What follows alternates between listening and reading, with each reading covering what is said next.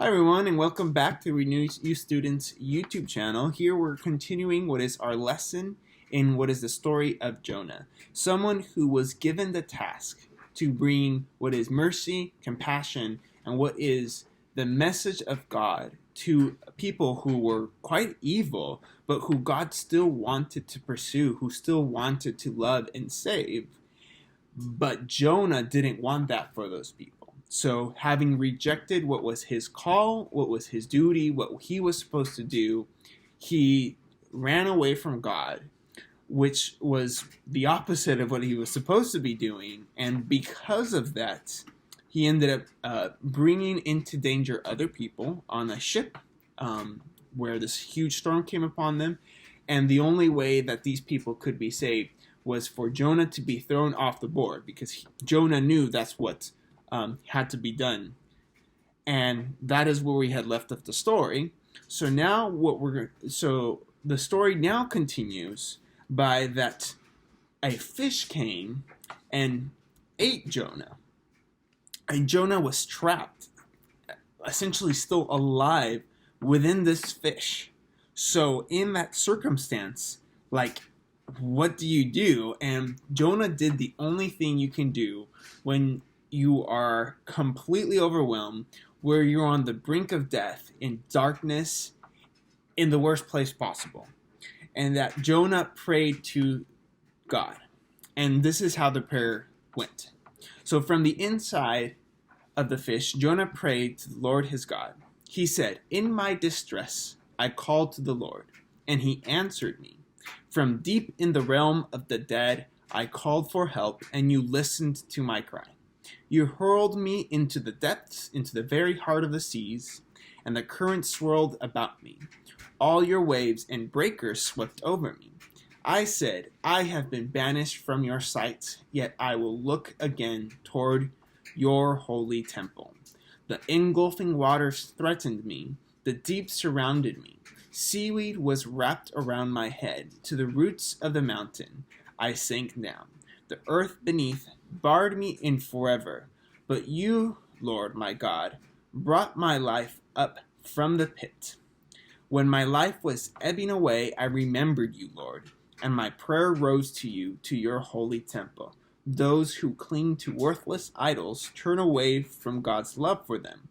But I, with shouts of grateful praise, will sacrifice to you what I have vowed I will make good. I will say salvation comes from the Lord."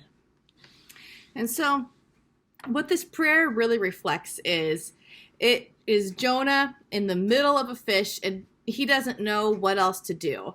So he prays because he's in the belly of the fish, the Bible says, for 3 days and 3 nights, which is a long time to be basically alone. And so he spends some time praying. And what Jonah really reflects here is how we should respond when things in our life overwhelm us. When we may not be actually swallowed by a whale, but sometimes it feels like it, with just how much we have going on in our lives, and how little it feels like God cares for us, that, sometimes it just feels like we get swallowed up by a fish and we're completely alone. And so what we should do in those times is we should be able to pray like Jonah. We should be able to get ourselves alone to be with God, and basically kind of walk through some of the prayer that he did, where first we acknowledge that God is still at work in our lives. Jonah said in verses 3 and 4 that you hurled me into the depths, into the very heart of the sea, and all your waves and breakers have swept over me. And that's just really acknowledging what God did, where God was the one who had directed Jonah. And just acknowledging that God had a specific path for Jonah. And then Jonah prays that he will turn his eyes back to God. So it's easy for us to get distracted sometimes with things that are going on around us.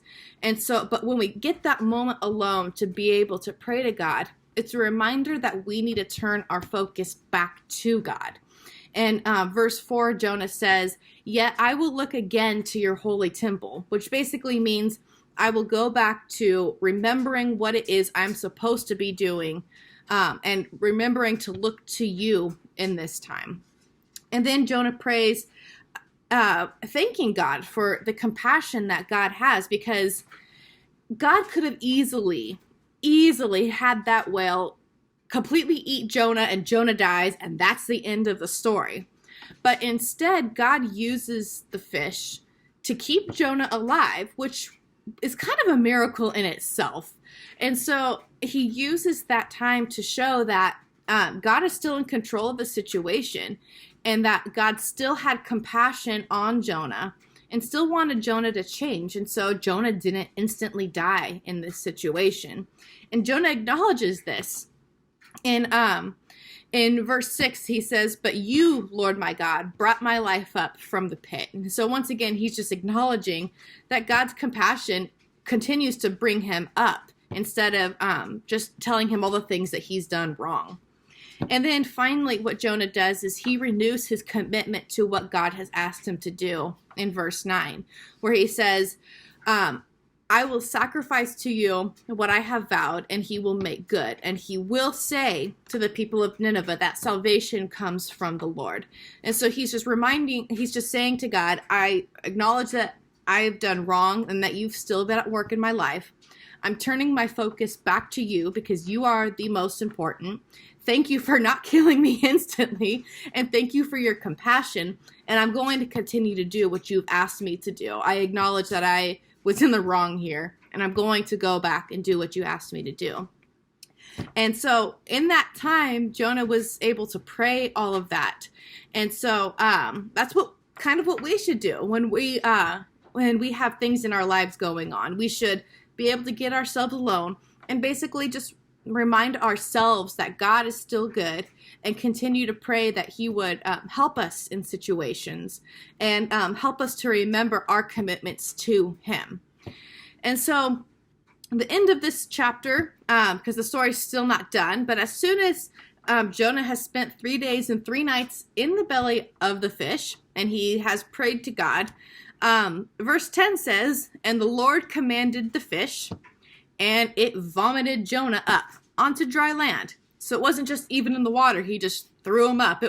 He threw Jonah up, and it was on dry land. And so that's where we're ending the story, because Jonah still has a job to do. And so we'll talk about what happens with that next week. And we'll see you then. See ya.